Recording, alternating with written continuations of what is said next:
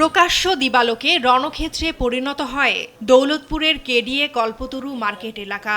স্থানীয়রা জানান, নিজ ব্যবসায়িক প্রতিষ্ঠানে যুবদল নেতা রাশিকুল আনামকে লক্ষ্য করে এলোপাথারি গুলি ছোড়ে দুর্বৃত্তরা। এ সময় একটি গুলি সরাসরি তার মাথায় বিদ্ধ হলে মাটিতে লুটিয়ে পড়েন তিনি। তাৎক্ষণিকভাবে উদ্ধার করে খুলনা মেডিকেল কলেজ হাসপাতালে নেওয়া হলে কর্তব্যরত চিকিৎসক তাকে মৃত ঘোষণা করেন। নিহত রাসু নগরীর দৌলতপুর থানাধীন দেয়ানা এলাকার শরীফুল আনামের ছেলে। এতে তিনজন আসে। আমার যে ছোট ভাইয়ের বলার যে ম্যানেজারকে অস্ত্র ঠেকায় ওকে আর কথা বলার সুযোগ দেয় না। ও মনে হয় সম্ভবত ভোট খেলতেছিল, ওর সঙ্গে আরও লোক ছিল, তাদেরকেও কথা বলার সুযোগ দেয় না, ঠেকায় এগুলো করে দিয়েই চলে গেছে।